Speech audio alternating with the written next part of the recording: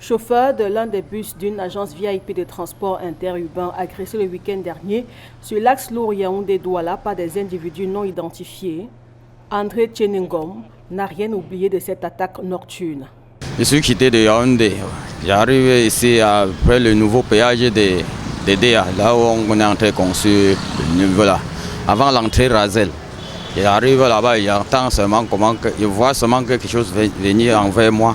Je trouve que c'est un gros caillou qui est venu, j'esquive comme ça là. C'est là où ça frappe maintenant sur ma pare-brise. Et quand ça a frappé sur la pare-brise, c'est entré maintenant frapper sur le frigo. Et quand ça frappe sur le frigo, c'est là où ça se met l'autre, c'est la chaise de derrière. Il y avait quelqu'un qui est descendu à aider là. Il n'y avait personne sur la chaise là. C'est ça qui a maintenant amorti le caillou là. Sans céder à la peur, André Tcheningom accélère plutôt et ne s'arrête qu'une fois arrivé à un poste de contrôle de la gendarmerie. J'ai seulement accéléré la voiture parce que je savais que s'ils pouvaient m'arrêter, peut-être les gens là pouvaient nous agresser tous. J'ai su directement que le caillou là, ça devait être que les bandits. J'ai accéléré jusqu'à y arriver au contrôle de Missolet.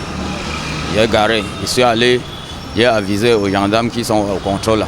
Je les ai dit que là-bas derrière, il y a les gens qui sont en train de casser les voitures des gens.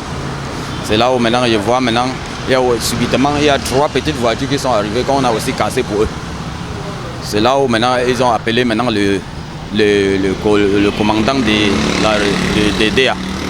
Il lui dit maintenant, il a dit qu'ils vont appeler les éléments pour qu'ils se rassemblent, qui viennent sur l'endroit chercher à localiser la zone, s'il peut arrêter les gens là. Comme lui, d'autres conducteurs de bus des agences de transport en commun, voire des véhicules personnels, ont été la cible des attaques sur l'axe Yaoundé-Bafoussam ainsi que sur la nationale numéro 3. L'incident d'avant-hier, un de nos bus qui est parti de Yaoundé à 19h et a eu un choc, on peut dire peut-être les agresseurs qui ont lancé une pierre sur le pare-brise du bus dans la zone Carrefour Razel, donc après le péage de DEA avant la Dibamba. Cette pierre a blessé un de nos passagers qui est actuellement interné à l'hôpital de la garnison militaire. Donc je pense que le phénomène d'avant-hier est vraiment trop risqué, aussi bien pour nos passagers que pour nos personnels navigants. Face à cette situation, le gouverneur de la région du littoral annonce des investigations coordonnées pour rechercher tous les auteurs de ces agressions. Dans les agences de transport, l'on salue cette démarche certes, mais redoute la prise d'une solution extrême.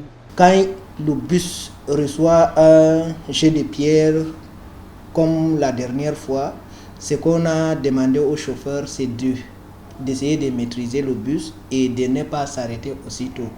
Et nous attendons du gouvernement que des mesures vraiment très costaudes soient prises par rapport à cet incident, parce que si rien n'est fait, je pense que la route Douala-Yaoundé ne sera plus praticable à partir de 22h. Les mesures de sécurité ne dépendent pas seulement de nous.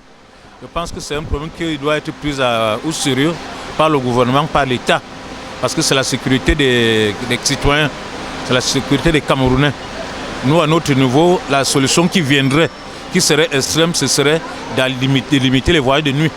Ce qui va pénaliser l'activité et les passagers. Au moment où nous réalisons ce reportage, 4 suspects ont déjà été arrêtés selon les autorités. Les conducteurs de bus des agences de transport rencontrés à Douala espèrent un retour rapide de la sécurité sur la nationale numéro 3.